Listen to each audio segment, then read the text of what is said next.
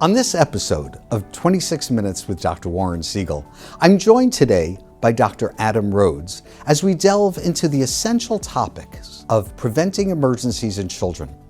We'll be sharing expert advice and practical tips that every parent and caregiver should have in their toolkit.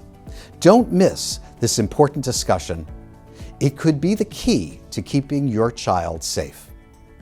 Dr. Rhodes, welcome. Welcome to the show. I'm so thrilled that you could be here. So I appreciate it. Tell us a little bit about yourself, where you're from. Tell us Sure. how you got involved in emergency medicine. All right. So my name's Adam. I actually grew up in Long Island, New York.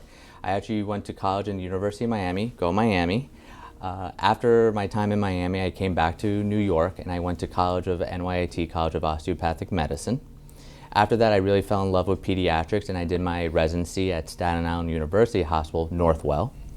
And then after that, after my experience in pediatric emergency medicine, I decided to do my fellowship in Maimonides here in Brooklyn for pediatric emergency medicine.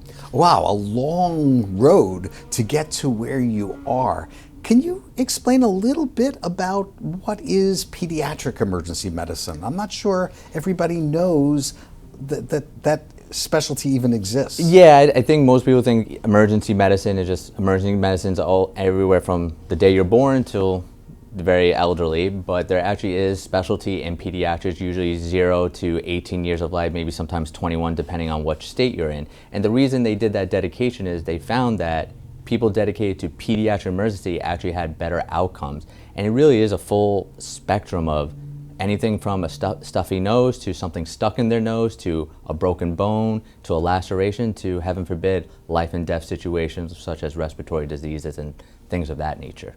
So when a child is brought to an emergency room, is it a given? Is it automatic that they're going to be seen by a pediatric emergency medicine specialist? That's a great question. Not always. Because pediatric emergency medicine is a relatively newer fellowship, not all facilities can, staff pediatric emergency medicine trained physicians. So they do have general pediatricians who, do have experience in the emergency department. They just didn't go through a fellowship that kind of expedited that knowledge and training. They have emergency medicine attendings who did do a residency, but then had PEM trained months with PEM trained physicians. So a lot of times it's not always a PEM attending, but there are pediatricians and EM attendings. So when you say PEM, you're talking about pediatric emergency medicine. Yes, that's the small nature. And you're here at South Brooklyn Health.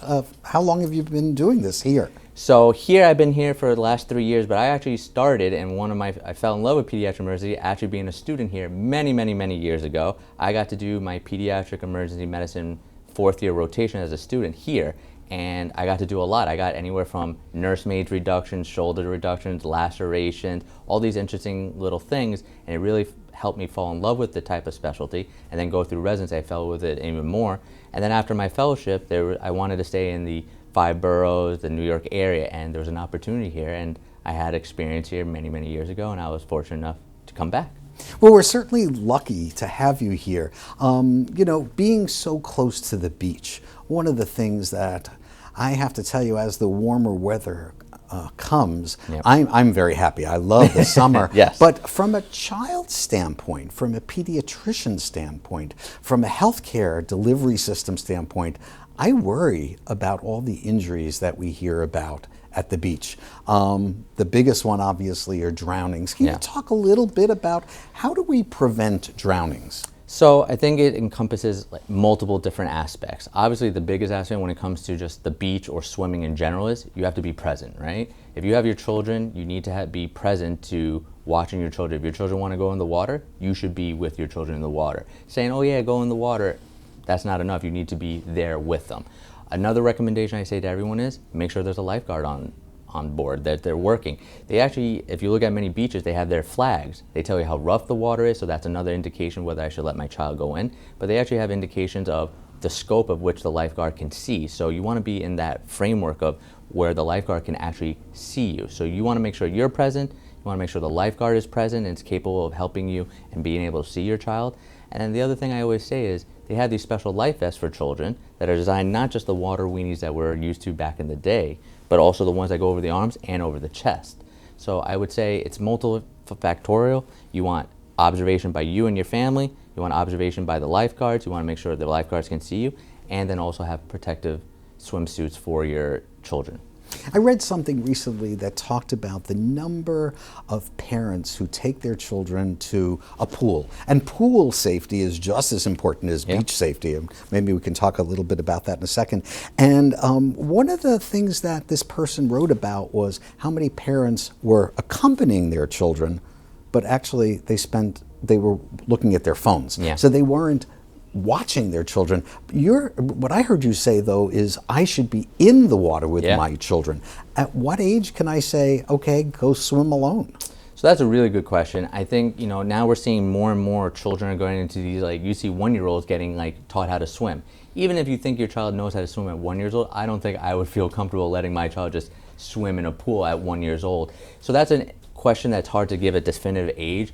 Based on, different literature and just, looking at a child, usually anywhere from 8 to 10 is when you start to have that feeling that the child has the capabilities of swimming on their own. It has the dexterity and the strength to be able to swim in a pool, and they could swim freely without any protection.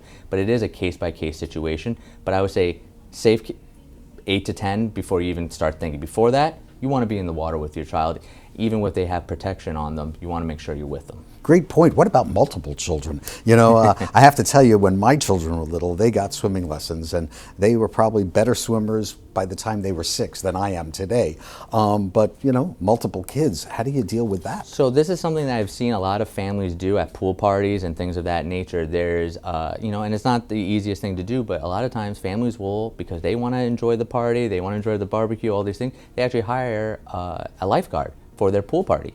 And I've seen it multiple times. There's a lifeguard there, and that makes all the families feel better. They're like, say you let your child who's young to go to someone else's house, and you're not there to supervise them because, for whatever reason, you would be a little nervous. But if they say, hey, we got a lifeguard to check them, all these different things, you would feel a little bit comfortable.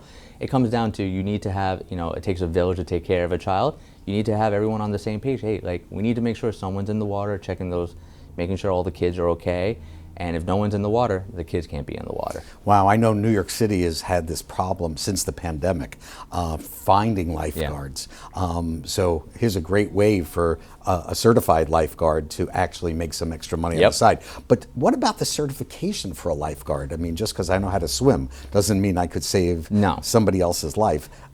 Is there a specific certification There's you should ask for? Different certifications. They get a lifeguard certification because it's not that they can just swim and they know how to swim, but they also get trained how to supervise different water things, look for different things that are happening in the pool, and also they also know how to, in case there's any drowning or resuscitation, they can help start that process until 911 or EMS arrives. So there's not just, they can swim, they have definitely certification that you can ask for. So here in New York City, most of my patients don't have pools in their backyard, but many of them spend some money on these little blow-up pools. Can you talk about that? How safe is that? So, when we look at it, you think, it's only 2 inches. We hear it all the time. You and me in the profession, we hear kids drown in a bathtub. And these are terrible, devastating things. The bathtub's not as deep as these kiddie pools that they have. Once again, you have a child near water, you got to be active. You got to be proactive in your child, make sure they're safe. You got to watch them, you got to be in them. I was with my nephew, just went in the water, put my feet in the water, and he's there playing. So nothing's going to happen to him because I'm right here, he's fixated on me. And then we took turns, my wife, my friends were like, okay, Adam, you go enjoy yourself, and we took turns. And it takes a village to really take care of these children because you don't want to take your eyes off of them even for a minute. Yeah, I don't want to ruin the summer for every child, but there are so many emergencies that you see at South Brooklyn Health. I just made a list of some of the questions.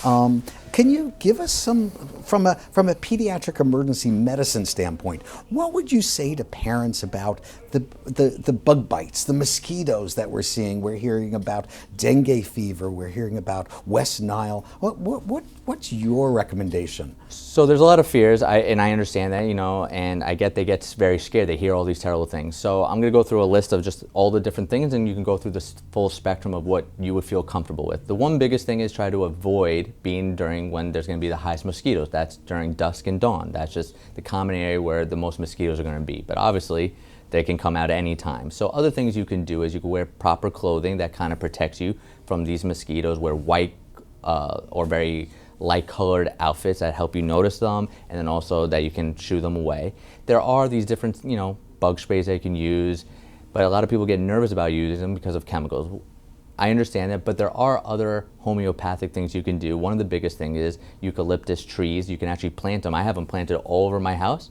I can tell you, after we plant them, big decrease in the amount of mosquitoes because they don't like it. And then you can do lavender, cinnamon. These are all homeopathic things that you could just kind of put on you. Is it as good as probably those bug sprays that you're using?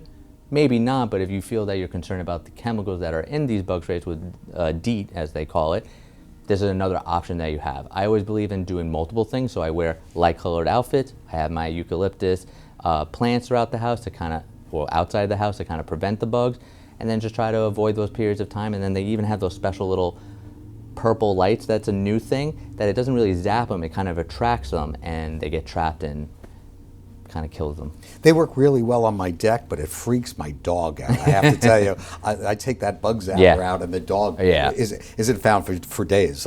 She won't go out there. Yeah, they do spark. Hot summer. Tips to keep hydrated. What should we think about, not just for us as adults, but what about the kids? So I mean, hydration is important. Water, water, water. We have, the half marathon here. We saw a lot of heat stroke, things like that. I think it's very important that people make an effort to drink plenty of water. Other things I always say is there's special now water shirts, right? Pool, swimming shirts that, it's a nice shirt, you can wear it and you can get wet and it can keep you cool for many hours, and also help protect versus the sun, because they could be SPF, these outfits that can also get wet, keep you cool. I say drink plenty of water, and a way you could tell is if you're going to the bathroom quite often, that means you're doing a decent job. If you're not going to the bathroom so often, maybe you need to drink a little bit more water. Mm-hmm. So you mentioned sun protection. What about the sun protection? So now I'm at the beach, I'm at the pool, I'm very close to my kids, I'm making sure I'm paying attention. They're 3 feet away so I can grab them. There you go. But now I'm worried that I'm going to get a sunburn, they're going to get a sunburn, we're staying high. There's a lot to worry about. What about sun protection? So there's, once again, a spectrum that I can go, and everyone chooses their own, but I could do many different facets of this. So biggest one is you can wear proper clothing that protects you, your face, hats, shirts that are long sleeve that actually have SPF in them, meaning they're a type of thread that helps prevent as much sun damage compared to if you didn't have it at all. And then there's always these sunblocks. Now there's sunblocks that have all these different chemicals that you might be concerned of, versus there's the very natural base, which is zinc oxide, which you and me are, understand that when it comes to babies and diaper rashes, but they actually have sunblocks that are just predominantly zinc oxide, and that's very common. Whenever you see someone walking, they look very white, they're probably using zinc oxide because it's a nice barrier sunblock that can help prevent the sun. So I actually do a combination of all of them. I wear my hat, I got my nice sun pool shirt that gets wet, but it gives me the SPF, and then I put a layer of sunblock. Now, if you do the sunblock with chemicals, that's okay as well. Just remember that usually needs multiple rounds of putting sunblock every 2 hours or so. Any difference between the 15 SPF versus the 30 versus the 50? I saw 70 this summer. I'd never seen 70. It's like a plastic bag.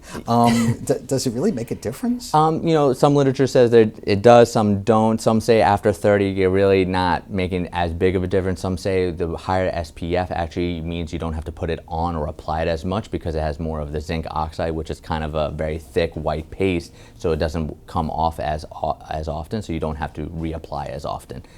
At the end of the day, I think you put it on every 3 hours, 4 hours, double check, see if you still have a nice coat, do you feel warm, maybe reapply. But after SPF 30, I think you have a decent protection.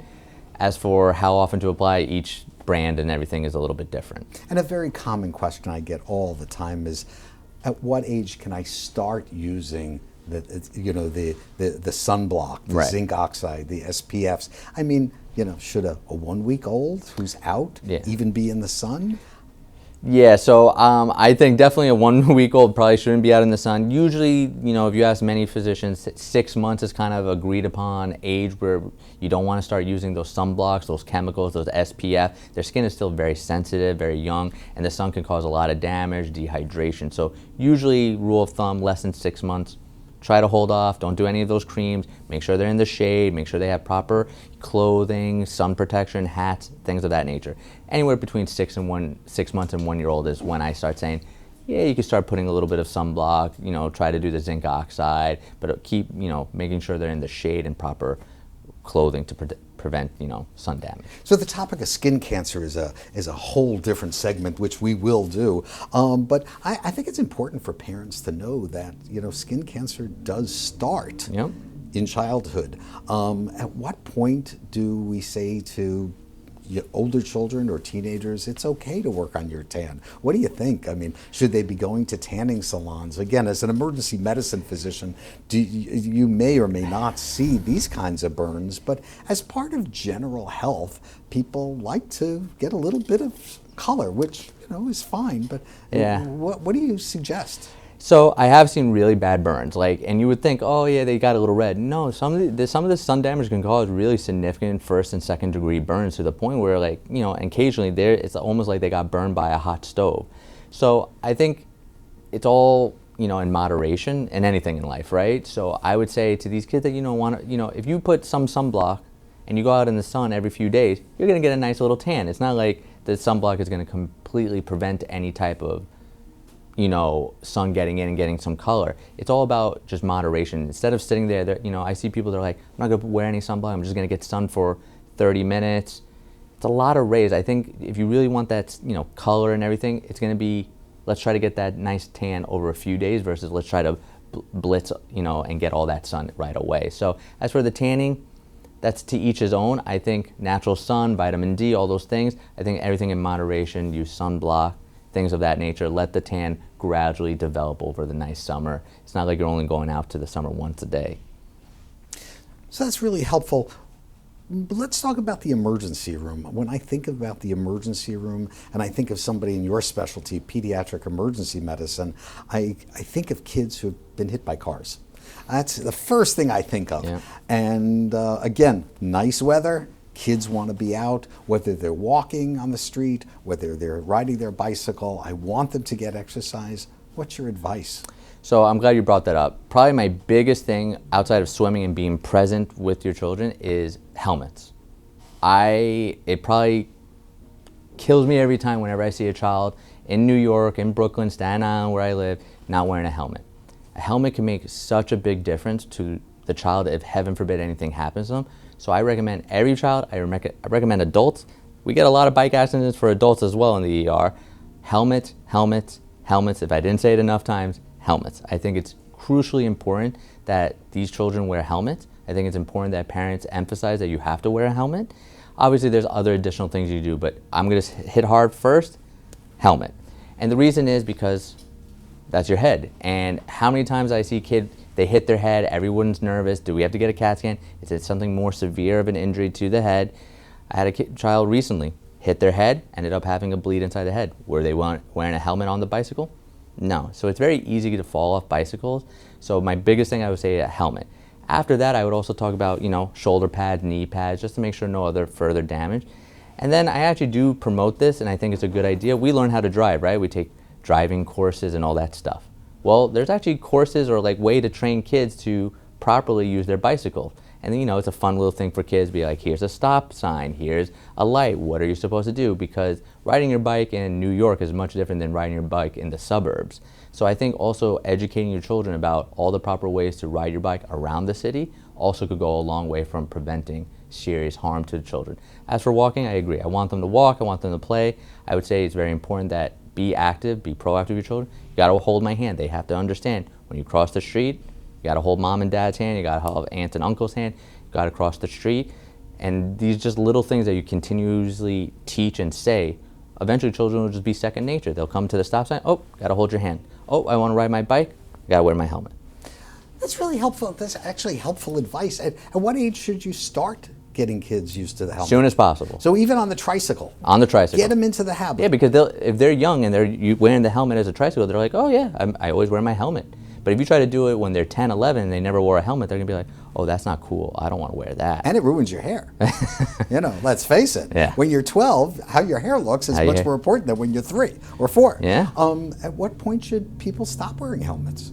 I don't think they should ever stop wearing helmets. Whether you're 8 years old, 18, 88 years old, I think you should always wear a helmet. I think it's important to keep yourself safe. Some people might say it doesn't look cool. Have you seen the helmets nowadays? They look pretty cool. They got spikes, they got designs, you can have your favorite sports teams. So I recommend a helmet, no matter what, whenever you're riding a bike, you should wear a helmet. Do we have a helmet law in New York? Yes, we do have a helmet law. How well it gets enforced, you know, you've lived in Brooklyn, New York area. Unfortunately, there's just too many kids, you know, going around, adults as well, not wearing helmets. It's kind of hard to enforce it, but there is a helmet law that, you know, that children are supposed to wear and adults are supposed to wear a helmet. How about scooters? I mean, that's the new thing in my neighborhood, Yeah. and I'm sure everybody's neighborhood. No. Kids going back and forth, up and down. It's not they're the fast. bicycles anymore. Yeah, it's those really fast scooters. Yeah. Any suggestions on how do we keep kids safe on their scooters? So it's hard because, I mean, it's like a bicycle, just even faster. So I think it's just having good, you know, conversation with your children as they get older, talk about safety, talk about the importance, you know, treat them as they get older like young adults, and you know, be respectful of them, but understand that they have to be respectful to themselves. And once again, if you promote that helmet education early, they know, okay, I'm going out on my scooter, my bike, whatever, my skateboard, got to put on a helmet. And then if you educate them about all the proper ways to go about the city, whether you're on a bike, a scooter, a skateboard, they know, okay, there's a red light, I got to stop, I got to be here, you know, a certain bike pass and all these different things. So the only thing I would say is continue that education you would do for a bike, for a scooter. I do get nervous though with scooters because they go fast.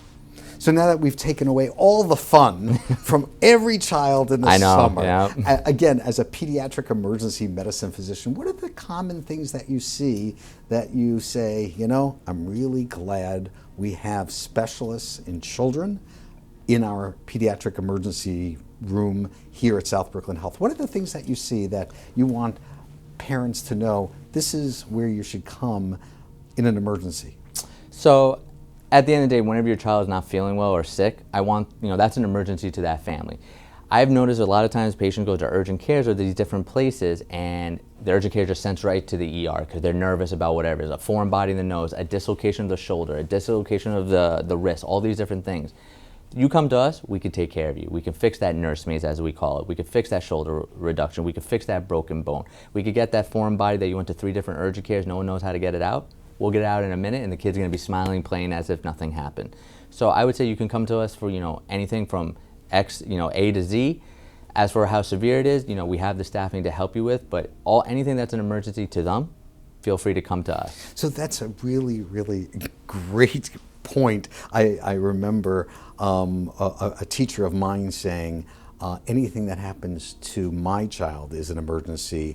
Anything that happens to your child, you can make an appointment with your primary care doctor. At what point should people call their primary care doctor and say, I want to make an appointment, versus call 911 or pick them up and bring them to the pediatric emergency room? So that's a great question, and it's hard to answer that question because I always say, this is your child. You know, I'm not in your shoes. You got to do what feels right for you. What an emergency might be for you might not be an emergency for me, so everyone's a little bit different. So what I would say is, if you and your heart are scared, come to me. It's not a problem. If it ends up not being an emergency and I say, look, your kid's okay, we get, you know, we make sure we have shared decision making and you feel comfortable, that's okay. But I always do recommend to my patients, whenever you're concerned, you're not sure, should I go to the ER or should I not? Call your pediatrician, see what they say to you and see what you get. But if you're ever in fear, this is your child, this is your family, we're here 24/7, you can come to us, we're here for you. And if we tell you it's not an emergency, don't worry, we help you with whatever it is.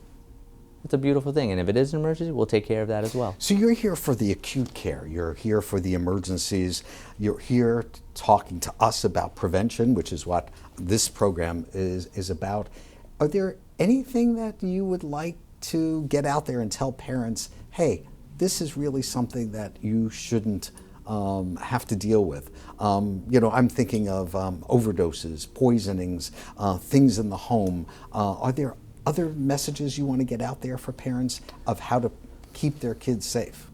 I mean, whenever in doubt, you can touch base with your pediatrician. Whenever you have a major question when you're in the ER, we're not just here for that acute issue. I always tell my patients before I discharge them, do you have any other questions, any other concerns? If you have a question, ask a doctor, ask someone that you trust. It's hard to answer that question because there's so many probably different things I would answer. I will say that because you brought up the poison control. Anytime there's a concern about an ingestion or anything, they can call New York State Poison Control. They work there 24/7. They always have people on staff, and they'll actually have such a plethora of knowledge. They can give you advice right over the phone, tell you you need to go to the ER, you don't need to. So they're actually a great source to be like, you're scared? What did they take? How much did they take? When did they take? Just that simple information, they could tell you, go to the ER, or no, you can stay at home. We're going to observe for a few hours. We're going to call you in a few hours. If the child's doing well, you're good. If these things happen, go to the ER. Or they'll say, no, you have to go to the ER right now. So that's what I recommend anyone, any concern that of an overdose or they took something, maybe this and that, you can call Poison Control, New York State Poison Control, and they'll help you right there. You don't need a doctor, you don't need me to call, you can call. Great suggestions and great tips of how to keep children safe. I want to thank you and the staff for keeping our community safe, but also being there to reassure us that our kids are going to be okay. They're going to be okay. And that brings us to the end of our program today. We thank you for tuning in and learning alongside of us. For more information about our show, please call 718-510-2103 or visit www.zurmed.com. Stay updated and engaged with South Brooklyn Health by visiting us online at www.nyc Health and Hospitals South Brooklyn Health. This broadcast was brought to you by Brick Media in partnership with South Brooklyn Health. Stay safe and goodbye.